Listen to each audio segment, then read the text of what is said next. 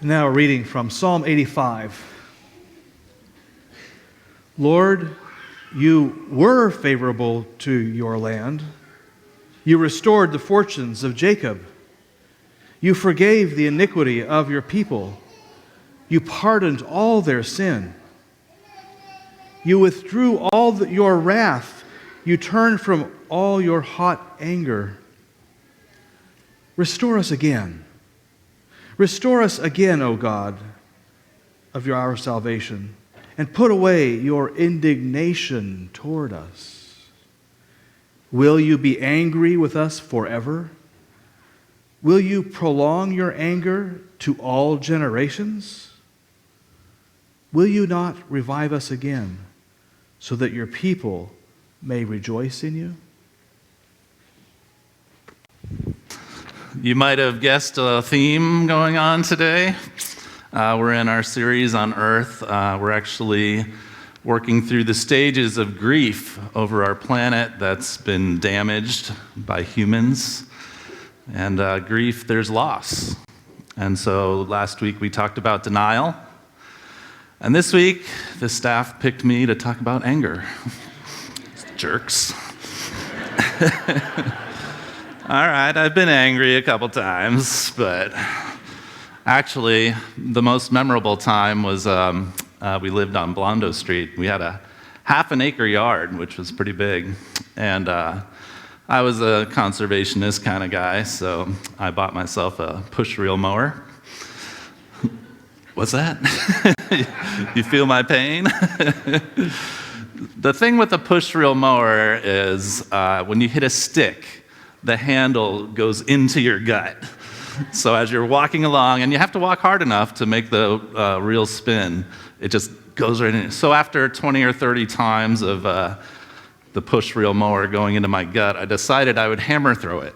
So I grabbed the handles and I swung it around and I just launched it into my yard. And then I noticed that my neighbor was watching me. Not a productive result of anger to throw your lawnmower. Probably more productive would have been to think, maybe I should rake first before I mow. But that would be more challenging, more work. In college, I remember in 1989, I did this last time too. There's many causes of anger. We all have our different triggers. One cause is fear, that your future is threatened. Everyone's created with a God-given inner need for security. Another cause of anger is injustice. Some people just cannot handle injustice. Your rights are violated, and everyone has a knowledge of right and wrong, fair and unfair, just and unjust. And I think those two definitions or causes of anger are very wrapped up in our current environmental situation. When I was in college, I remember the Exxon Valdez. Anybody else remember that? I just couldn't take it. I mean, this boat crashes into the Bly Reef in Prince William Sound, like one of the most beautiful places on Earth. And it puts a hole in the ship. And 38 million gallons of oil come out of that boat and just wreck the whole shoreline, wreck the ocean. And you saw pictures, you saw birds, that looked like that. The cleanup was unbelievable. I was so outraged. I was a college student too, so you get outraged at a lot of things, but this was a big deal. And we all blamed it on the captain of the boat, Hazelwood. But did you know that they discovered later that he was actually sleeping? The original claim was drunk skipper, drives the boat into the reef. But he was sleeping in his quarters, and the third mate was driving. The real problem was that Exxon wasn't maintaining their radar system. The radar would have warned the third mate of the reef that was coming up. But for some reason, they didn't feel like fixing it. Either to save money or who knows why. Look at the damage that was done from that result. Gosh. And then in 2010, the Deepwater Horizon station exploded. And there was an oil leak from the floor of the sea. It's almost too far down to even do anything about it. Do you know how much oil went in on that one? 210 million gallons. That was crazy. The oil spill went on for 89 days until they finally capped it. The cause of this devastation, which was considered the largest marine oil devastation in history, was faulty cement around the well. And it was clear from a government investigation that there was negligence, that they knew there was weak cement, and BP wouldn't fix it. Oops, sorry. No, you're not really sorry.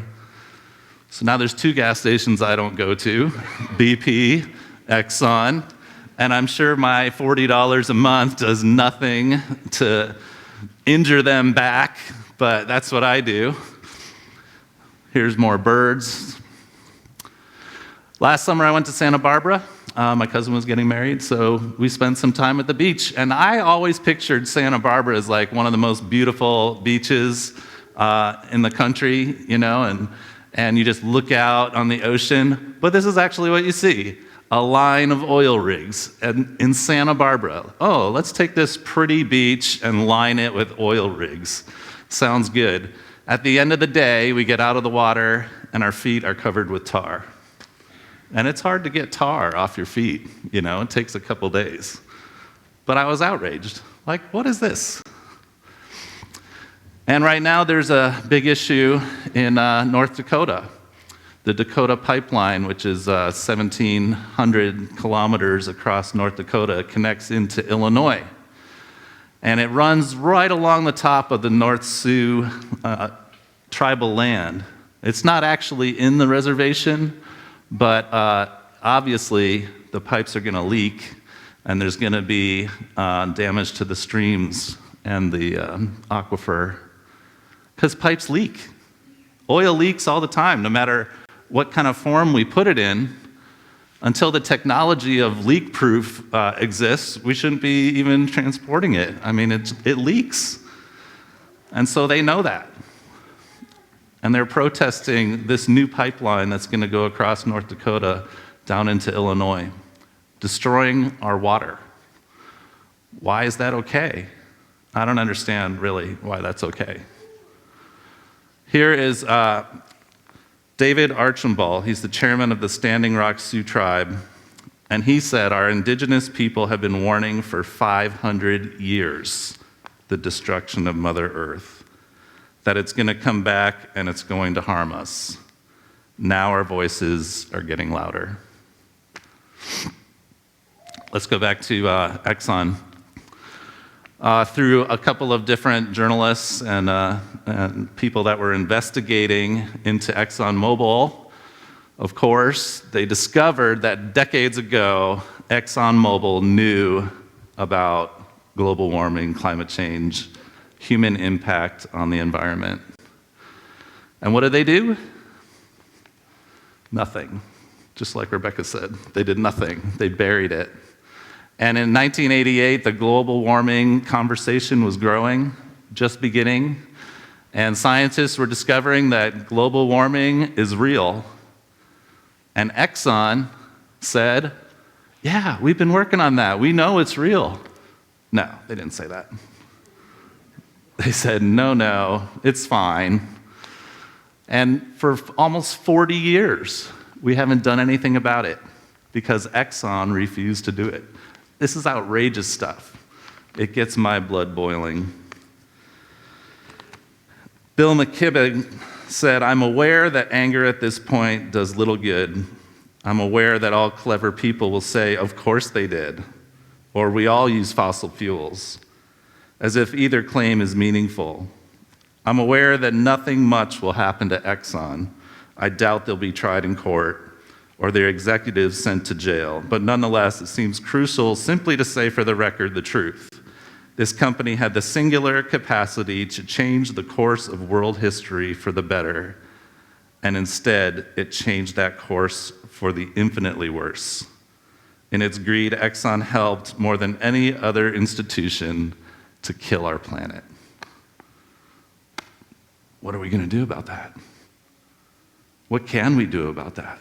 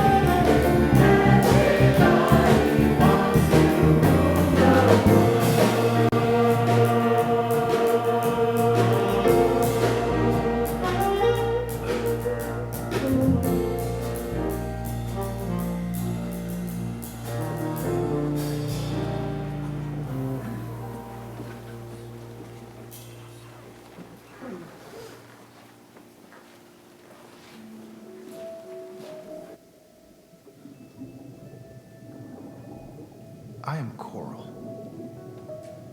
Some people think I'm just a rock, when in fact I'm the largest thing alive on this planet. I'm so big I can be seen from space.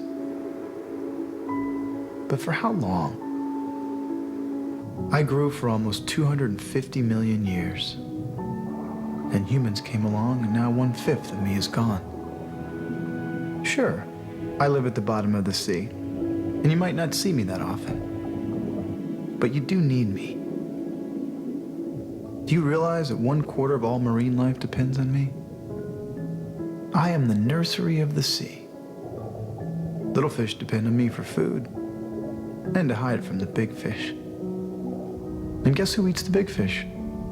That's right, you do. I'm the protein factory for the world. Yet you raise the temperature of the ocean, so I can't live here anymore.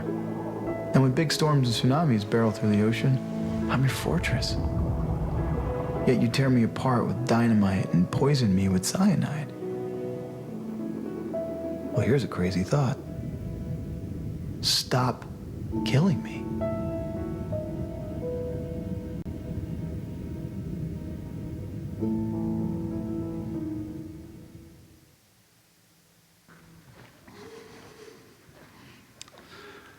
Show us your steadfast love, O Lord, and grant us your salvation.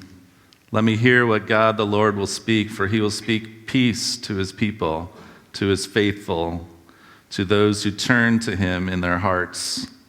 Surely his salvation is at hand for those who fear him, that his glory may dwell in our land. Steadfast love and faithfulness will meet. Righteousness and peace will kiss each other. Faithfulness will spring up from the ground, and righteousness will look down from the sky. The Lord will give what is good, and our land will yield its increase. Righteousness will go before him and will make a path for his steps.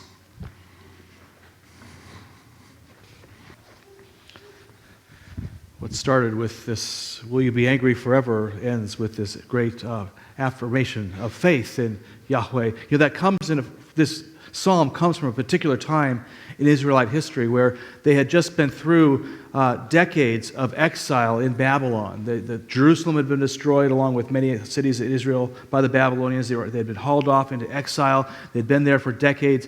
And finally they were released. And that's where that first part of that psalm talks about, Lord, you were favorable to your land. You restored the fortunes of Jacob and so on and so forth. But then they actually come back to Jerusalem and what a lot of work. I mean, the whole city was destroyed to begin with, still destroyed. Nobody had built it back. Second of all, people had moved in from the surrounding areas thinking, hey, free land. So now they had to convince these people to get off the land that they had dwelled on for decades because they were the real owners. I mean, it was just a mess, which causes the psalmist to say, how long will you be angry with us? I mean, really, we thought you were happy with us by letting us go, but now it just feels more like you're angry with us, And finally, then having the faith, though, that maybe things would change, and of course, things did change. In many ways, this psalm is like us. Think about, for instance, when the Nazis were trying to take over everything, and we entered the depths of World War II. We fought for years there, and then finally, the end of the war came in 1945. Everybody's exuberant. Oh, Lord, you've had favor on us. You've restored us, finally. But then we learned just even before the war ended, the Cold War began, And the Cold War lasted from the early 40s clear until 1991 when the wall came down. And the Cold War was in many ways even worse than, in certain aspects, worse than World War II, because now we were talking about nuclear annihilation. I mean, so many people grew up thinking they would not live to the old age because we would be annihilated by nuclear weapons. But then the wall comes down like, yay, we won, right? Yay, it's all great. We're home free. Except, even before that wall came down, we started to hear about this green thing. And in 1988, the first published paper by Jim Hansen saying that we have a really big now effort to save our entire planet from a lot of bad things, which we went over last week. Right now we are at 1 degree centigrade above what has been the norm, and that's been caused by us. But it doesn't have to go up too fast before you get the extinction of a quarter of all life on this planet. And then submerged cities around the planet, and then finally, even at just 4 degrees, literally 50% of all the species are expected to go extinct.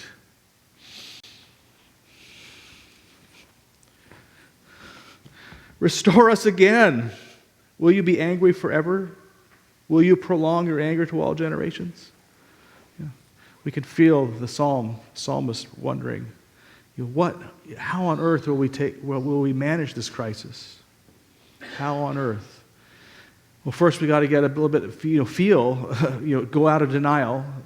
And then the natural first feeling is, as Will has showed so amply, jerk. Anger, right? We need to feel that bit of anger, but anger is not going to solve the problem at all. Anger may help, though, as Rebecca noted, channel our energies into other sources. I've been part of the environmental movement since I was 7 years old. I was writing petitions to save a forest. And then when in high school, I was the president of the Committee to Save the Earth. quite an ambitious title. I'm sorry we did not do it in my tenure. And I was headed to be a solar energy research scientist until I felt the call to ministry, which superseded that. So I've had a long time in the environmental movement, but I have to admit that the whole idea about climate, I was never a climate denier, but I never realized just how bad it could get if the earth warms up too much. I never realized that until 3 years ago that we have all these methane deposits under the tundra and underneath ice sheets that are melting now and being released into the atmosphere, and that if the earth warms too much more, we'll actually trigger off then processes that will continue to warm the earth even if our carbon footprint, even if we all go to net zero carbon-wise. I mean, that's a pretty devastating thing. And it makes me sad and it makes me mad. So what do I do with that? Well, I'll tell you what I do. I don't know if it'll help you or not, but I'll tell you what I do with my anger. Rather than trying to take out the speck in my my neighbor's eyes or even the log in Exxon's eyes, I'm going to take out the log in my own eye. Because I've got to cop to the fact that I have things that I would like forgiveness from God with respect to the climate. See, what I do is I picture what's my favorite place in the world. I ask who are my favorite people. And I ask, what is the faith community that brings me closest to God? And then I ask, okay, the next 100 years, what will happen to each of those three things? So if I'm going to ask about my favorite place in the world, well, it is, many of you know what my favorite place in the world is. It's our cabin in Bandon, Oregon, which is right next to it's on a lake, and the lake is right next to the ocean. And if I project out 100 years, if things don't change, my cabin will not be there anymore, along with our hopes and dreams to pass this on down to our children and their children. Now that, I will admit, is totally a first world problem. That is a problem that is associated with privilege. My family owns part of a cabin. And yet, if the oceans rise to eliminate our cabin, I mean, this is not just a first world problem. This is not just a problem of privilege. In fact, it's a far larger problem for the world's poor who live close to the ocean. Far bigger problem for people who don't have the ability to move back once the oceans rise. And so then I ask myself, well, is there anything that I would want, if I were to meet God, if I croak tomorrow and I stand before my Creator, is there anything I would want forgiveness from God? And I'd have to say yes. What I would need forgiveness for, I think, is, well, I've said over time that the climate or that the environment is one of the most important issues to me personally. And yet it took me till 3 years ago to figure out just how devastating climate could be, which means that I actually was not paying attention, very close attention to one of the very top things that I considered to be important and even preached about as being important. I missed the boat. So I would want God to forgive me for that. And when I think about my children, they're my favorite people on earth, besides my wife. Definitely my favorite people on earth. And I think about what they're going to have to put up with, as the Ogallala aquifer is said to, in the next century it will completely be drained dry, and it takes millions of years to fill that thing up again. Millions of years. They're going to have to deal with things like lack of water. They're going to have to deal with all the climate change, and of course their children as well. And how about the geopolitical implications of all this happening and temperatures rising? I mean, that whole thing in Syria, those 5 cities that revolted in Syria that caused the whole Syria crisis, they were 5 cities that were all in drought, unusually long drought, and they were protesting the government's failure to help them during that drought. So what I would want forgiveness for God with respect to my children is, well, for every moment that I haven't just spent loving them and hugging them and you're just kind of preparing them to meet a really, really degraded world from the one I did. Like, I entered the world where the world was in one state, and I've, at least as of now, I've failed to help restore the world just to the state of which I came into the world. And I voluntarily brought them into this world. So, gosh, I at least hope that before I die, I can be part of efforts that will at least restore the world to be as good as it was when I came into this world, So I'd want forgiveness for that. Now, with respect to the faith community, my favorite faith community is Countryside Community Church. Well, if things are projected out 100 years, what's going to be the effect on Countryside Community Church? Well, it's actually, this is the place where I feel most at peace with what's been done. Because a year or so before I even came, the environment started to percolate at Countryside Church because of this person who's in the pew, this front row of the pew, Lee Marshall. Lee Marshall preached 2 sermons before I ever got here on the environment. And she kicked up a lot of dust, as I recall, as I heard, as a result of preaching those sermons on the environment. And yet, something got under the skin of Countryside Church about the environment, such that over the last many years, I've preached on the environment a lot and never had to deal with the conflict that Lee did, because people started realizing, oh, she's right. She's right. We've preached a whole series on the environment. And then Darkwood Brew, our internet television program, did a whole series on faith and the environment and produced DVDs to allow small groups to study this all across the country. We've got David Holtzclaw, who's teaching this upcoming class on faith and sustainability. We've had what are we doing with our building, right? We've added $1 million to our capital campaign simply to make our church one where it is actually giving back to the environment more than it is taking from the environment, and with the intention of actually having a bully pulpit with the country, leveraging all the publicity for the tri-faith, so that now faith and the environment becomes part of the story as well. So when it comes to Countryside Community Church, I breathe easy.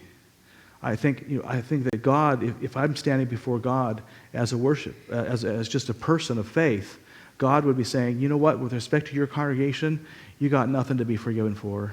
It's been a really good thing. Well, except we probably need to divest from fossil fuels. But aside from that, we're doing pretty doggone well. Give yourselves a hand, will you?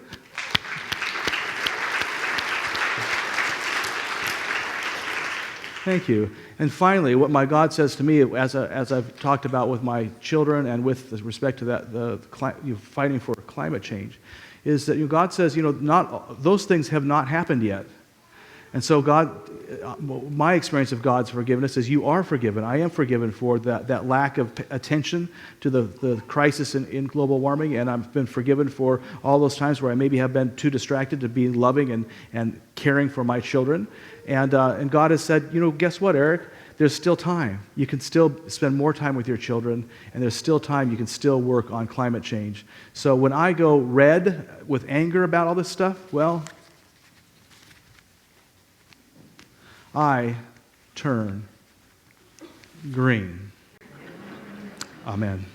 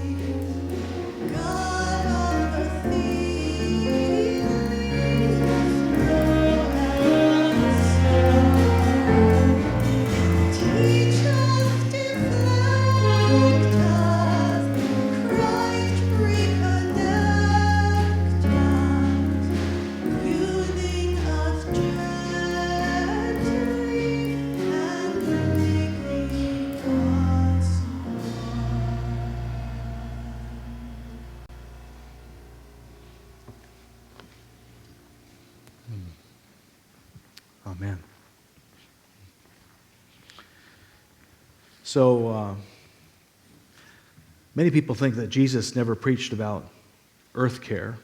Of course, there wasn't a problem back then, the same kind of problems back then as there was now. Yet I would, if you are one of those who believe that Jesus never said anything about this kind of issue, I would encourage you to read what he says about loving your neighbor as yourself, treating the earth as one of our most prized neighbors. Of course, he preached many parables and teachings that were all based on earth imagery. And then on a night of betrayal and a desertion, he drew the ultimate connection between the earth and God and salvation. When he took bread, he said, my friends, this is my body, which is this earth-based stuff is my body, which is broken for you. Then he said, do this as often as you eat of it in remembrance of me. In other words, remember that which you have come to eat has all been broken in some way in order to serve you in some way. After supper, he took the cup, he said, and after giving thanks, he said, this is the cup of the new covenant in my blood. Do this as often as you drink of it in remembrance of me. It is my blood shed for you. By eating this bread and drinking this cup, we remember Christ's death. We celebrate Christ's resurrection, and we come to know that all food and drink that pass through our mouths is meant to be broken and shed for us. It all has been broken, all has been shed, all for us. This is God loving us. Will we not love God back? These gifts are free and open to all people. All that we ask is if your heart calls you forward, know that you are most welcome to this table to come forward. Come on forward and take a piece of bread, dip it into the cup.